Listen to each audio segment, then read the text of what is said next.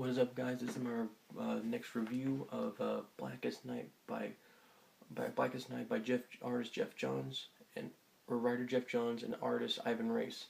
Um, Honestly, what I can say about this review, it is the review about this whole Geoff Johns by himself as a great writer. He's actually this book, Blackest Night, the first thing I read by Green Lantern, and it's actually got me turned on to the Green Lantern character later on. On with the review.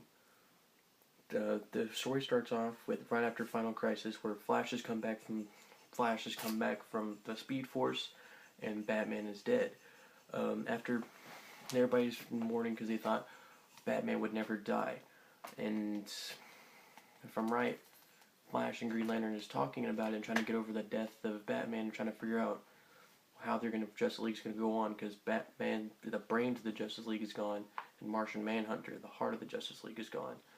While this is going on, the plot is going on in the background with Black Hand amassing his army of Black Lanterns. He's getting ready to go fight the Justice League and get his revenge on Green Lantern for all those years ago, and bring back all the loved ones and ex-Justice League members of the past that have died. While this is going on, the first Black Lantern we actually get to see is the Elastic Man, who shows up and attacks Hawkman and Hawkgirl, who are having problems because Hawkman has all his memories of his past lives, while Hawkgirl doesn't. Hawkman's still in love with her, but she's not in love with him. While this is going on, Elastic Man shows up and attacks him. Elastic Man and his wife then show up and just beat the crap out of him. We found out that Black Lanterns are pretty much invincible. They can't be killed by physical objects at all. They just re-heal and fix themselves back up. Or then they rip out the heart of Hawkman and Hawkgirl and just rip it out completely and turn them into Black Lanterns also. The next one we get to see is Martian Manhunter, who's come back, and he decides to attack Green Lantern and Flash. While this is happening, Martian Manhunter throws Green Lantern into Gotham City, right from Bruce's grave, right into the bat signal, where he lands in front of Barbara Gordon, who, as we know, is Oracle. And she decides to message the whole Justice League after this that the dead are rising, we need to stop them. As they're rising, Green Lantern and Flash decide to kind of break the rules a little bit and decide to use the weaknesses against each other.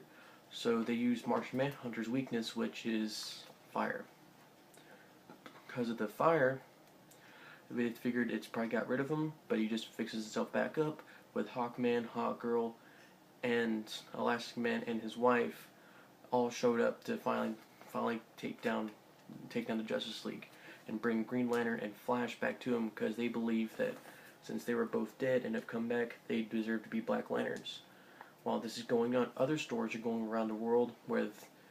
In Gotham City, we also have the Dead Rising with Batman, Damian, and Red Robin fighting off an army of hordes in Gotham City. The Teen Titans are fighting off a horde at Titan's Tower, with Beast Boy having a weird thing where Terra's come back to life and he has a huge crush on Terra. And while on Oa, we also have the Green Lantern Corps with Kyle Rayner's ex Jade coming back from the dead too, and wanting Kyle to kill himself so he can go back and be with her again. Also, there's a lot of stuff going on, and everyone is affected. Like, it's so affected with every universe that Black Lanterns actually go into the Prime universe that's been revived after Infinite Crisis and start messing with Superboy Prime. Everything is nuts and crazy. It just goes around.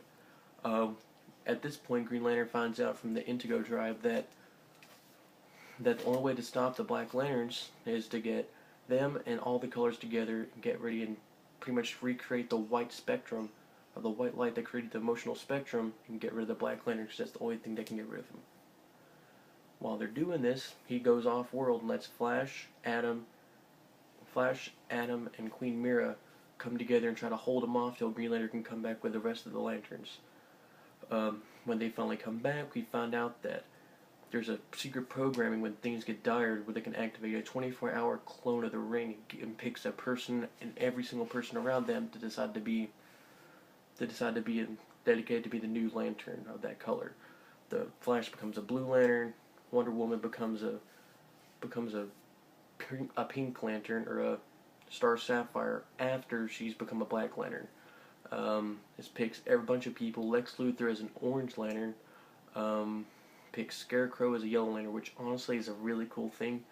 I mean, the power of fear with Scarecrow, absolutely awesome. The one thing they do with Scarecrow, which is I think a really cool thing too, is that the only thing that he's afraid of is Batman. And while he's walking down the street, a Black Lantern Azrael shows up and doesn't scare Scarecrow. And because the Black Lanterns, when they see everything, they see people through emotions, and the only emotion that Scarecrow has is fear. He can't be seen, so he's just he's not afraid of Azrael. So Azrael just kind of brushes him off and goes away.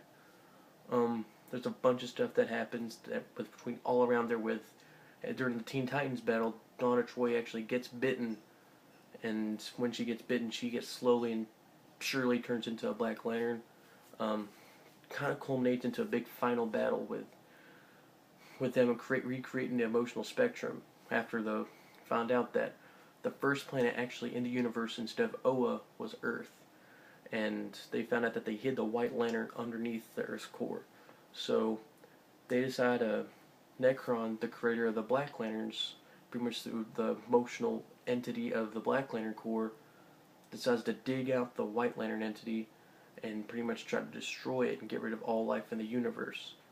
Well, all of a sudden, because somehow he's able to do it and believes that he's worthy, Sinestro taps into it and becomes the first White Lantern.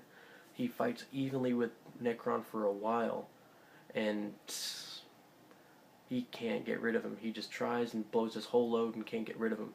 Next, they decide, wait, what if we're actually able to kind of power on past this? The White Lantern ring then picks Hal Jordan. He decides to, with his power, to create more copies of the ring and gives them all to the dead people who've died. Bart Allen, Superman, Wonder Woman, everybody. Flash, and they all become the White Lantern Corps. And decide that, what if we get the idea to bring